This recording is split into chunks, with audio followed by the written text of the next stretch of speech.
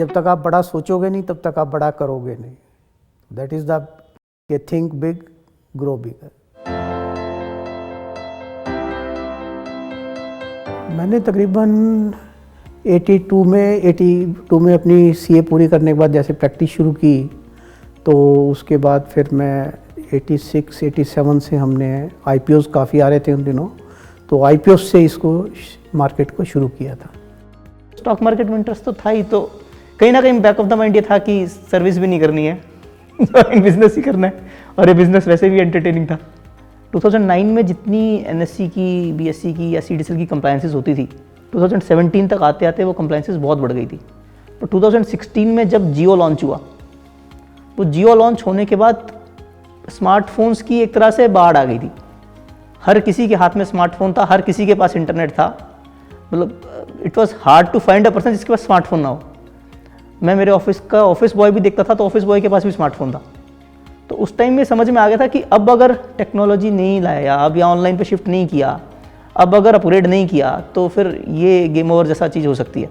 मोतीलाल ओसवाल के साथ हमें, मतलब जो हमारी चेकलिस्ट थी, इसके अंदर हम चेक करते थे कि हमें किसके साथ जाना है फाइनली, तो वी फाउंड ऑल उस चेकलिस्ट में कि हमें मोतीलाल ओसवाल ही सबसे ठीक लगा। टेक्नोलॉजी थी, टेक्नोलॉजी और नेशनल प्लेयर्स के पास भी थी, पर रिसर्च सपोर्ट, मार्केटिंग सपोर्ट या फिर बिजनेस डेवलपमेंट सपोर्ट, वो जिस टाइप का हमें लगा कि मोतीलाल ओसवाल से मिल सकता है, तो दैट मेड अस डिसाइड कि out of all national brokers we should choose Motilal Oswal. Join करने से पहले हमने मोतीलाल ओसवाल के कुछ इवेंट्स देखे थे। उन इवेंट्स के अंदर मतलब फ्रेंचाइजी एक्विजिशन इवेंट्स भी थे, कुछ कस्टमर इंटरेक्शन इवेंट्स भी थे। जैसे टीजीएस ट्रेनिंग का एक इवेंट था, तो टीजीएस जब मैंने उनका मोतीलाल ओसवाल का प्रोडक्ट देखा, it was unique, it was like मैंने ऐसा कुछ सुना ही नहीं था कोई ऐसा प्रोडक्ट और है, तो I found it very interesting, जो उस टाइम पे इतना फ्यूचरिस्टिक प्रोडक्ट था। और उसके अलावा जैसे फिर हमारा डिस्कस हुआ कि आप कैसे सपोर्ट कर सकते हो, तो दे सेड कि हम आपके और शहर में सेमिनार्स ऑर्गेनाइज करेंगे, हम स्पीकर्स भेजेंगे, 1-to-1 क्लाइंट मीटिंग्स के लिए हम आपके साथ अपना कोई सीनियर बंदा भेजेंगे जो आपके साथ 1-to-1 इंटरेक्शन कर सकता है क्लाइंट्स के साथ जाके। तो इस तरह की चीज़ें तो किसी और ने कभी ऑफ़र भी नहीं की थी। चाहे हमारे को बिज़नेस करते हुए ऑलरेडी 25-30 साल का एक्सपीरियंस उस टाइम था, पर उसके बाद भी उन्होंने इतनी हैंड होल्डिंग करी जैसे हम लोग एक फ्रेश बिजनेस स्टार्ट कर रहे हैं। Majorly what we were doing was कि हम लोग एग्जीक्यूशन मॉडल पे थे। क्लाइंट हमारे को ऑर्डर देता था कि ये ट्रेड करो, हम वो एग्जीक्यूट करते थे। We were like just executing the orders given by the client. हम एडवाइजरी नहीं दे रहे थे कोई भी। यहाँ आने के बाद भी हमें यही लग रहा था कि एडवाइजरी की ज़रूरत है क्या इस इंडस्ट्री में, विल इट ऐड बिजनेस। हमने MOSL के काफ़ी इंसिस्ट करने के बाद कि ये करना चाहिए, थोड़ा बहुत स्टार्ट किया और रिजल्ट्स भी नहीं आए, but they keep on insisting कि हम लोग ये कर रहे हैं सर, हमारा एक्सपीरियंस है, we have tried and tested this, आपको ये करना ही है, रिजल्ट आएंगे। सो थोड़ा सा उसको परसिस्टेंटली किया तो इट मेड अ मतलब वेरी बिग डिफरेंस। MOSL की रिसर्च टीम बहुत अच्छी है, उनसे जो रिसर्च रिपोर्ट्स आती हैं, डेली इनपुट्स आते हैं, मॉर्निंग कॉन कॉल्स आती हैं, वो भी क्लाइंट को एडवाइस करने में आपका खुद का कॉन्फिडेंस बहुत बढ़ाते हैं। आपको खुद लगता है कि हाँ, we are giving quality content to the client and well research content to the client. वो उस सेगमेंट में जिसमें हम ट्रेड नहीं कर रहे हैं, उसके अंदर हमारे को वो लगातार पुश कर रहे थे और ऑप्शंस बता रहे थे कि these are the profitable trades, ऐसा कर सकते हो, ऐसा कर सकते हो। Primarily everything was equity only. तो they consistently kept us pushing, sir commodity क्यों नहीं करते, कमोडिटी करो, करेंसी क्यों नहीं करते, करेंसी करो, F&O क्यों नहीं करते, F&O करो, ऑप्शन राइटिंग क्यों नहीं करते, ऑप्शन राइटिंग करो। तो that helped build new streams of revenue. जो सिर्फ एक इक्विटी ट्रेडिंग था, अभी आज मुझे लग रहा है कि मेरे पास उन सेगमेंट से भी ऑलमोस्ट 30% बिजनेस आने लगा है।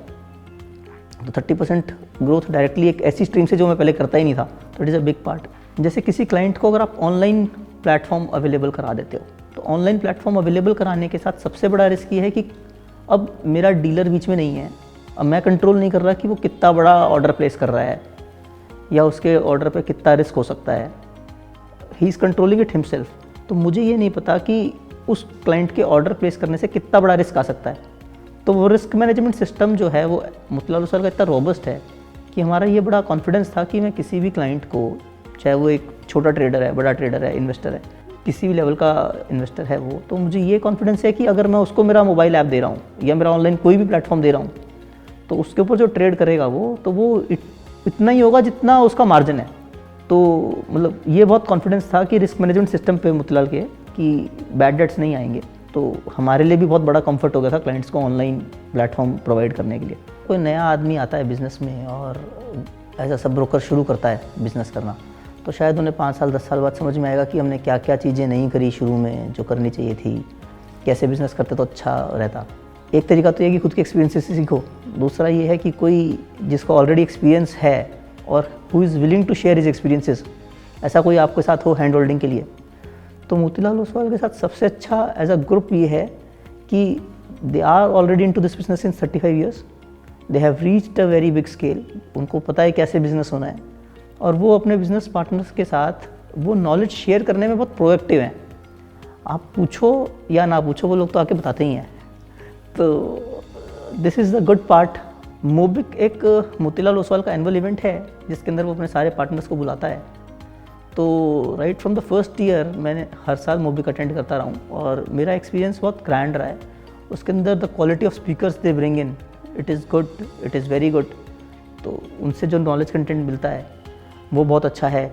फिर एक इतनी बड़ी फ्रेटर्निटी वहाँ पे उस टाइम प्रेजेंट होती है कि इतनी बड़ी फ्रेटर्निटी आपको और कहीं मिलना बहुत क्लोज टू इम्पॉसिबल है।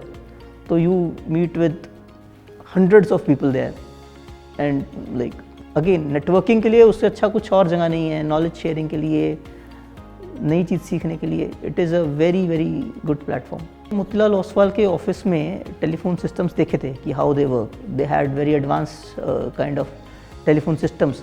मेरा मन था उस टाइप का करने का कुछ, पर फिर मुझे लगता था कि ये इस टाइप की टेक्नोलॉजी शायद मोतीलाल ओसवाल टाइप के लोग ही अफोर्ड कर सकते होंगे, BA लेवल पे शायद पॉसिबल नहीं होगी। पर फिर मैं एक मीटिंग में मिला तो मेरी मुलाकात लोया जी से हुई थी, वो नासिक में हैं। उन्होंने बात की कि उन्होंने सेम टेक्नोलॉजी अपने ऑफिस में इम्प्लीमेंट की हुई है। तो वहाँ से एक थोड़ा सा और मोटिवेशन और थोड़ा सा वो इंस्पिरेशन आती है कि जब एक और BA के ऑफिस में हो सकती है मोतीलाल ओसवाल के हेड ऑफिस के अलावा, तो मेरे ऑफिस में भी हो सकती है। I bought that same technology into my office also. तो उस टाइप छोटी छोटी चीज़ें हैं, पर कस्टमर एक्सपीरियंस में बहुत फ़र्क पड़ता है। कस्टमर को डायरेक्ट अपने RM के साथ कनेक्ट करना उसकी वजह से बहुत ईजी हो गया। तो इस टाइप की चीज़ें बहुत हेल्प करती हैं। तो इस टाइप की चीज़ें कुछ चीज़ों में आपको कुछ चीज़ पता भी होती है, पर वो करने का एक पुश नहीं मिल रहा होता। तो इस टाइप की इनफॉर्मल मीटिंग्स है ना, वो पुश भी आपको प्रोवाइड करती है कि हाँ ये काम तो करना ही है।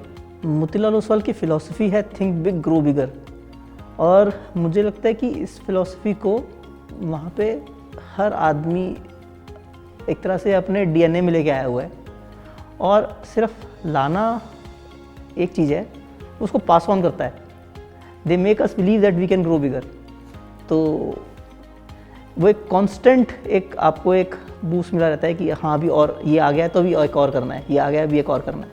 यू ऑलवेज हैव समथिंग कि which you have to look forward कि आप कुछ अचीव कर रहे होते हैं ना, उससे पहले एक आपको एक नया माइलस्टोन वो एक आपकी विजन में डाल देते हैं कि ये कर लिया है, अभी इसको देखो। तो that think big grow bigger is something which is in DNA of everybody in MOSL। मैं तो ये कहता हूँ कि वो बहुत अच्छी स्ट्रेटजी है, बहुत अच्छी वो है एक कि जब तक आप बड़ा सोचोगे नहीं तब तक आप बड़ा करोगे नहीं। That is the think big grow bigger. Investment in securities market are subject to market risks. Read all the related documents carefully before investing.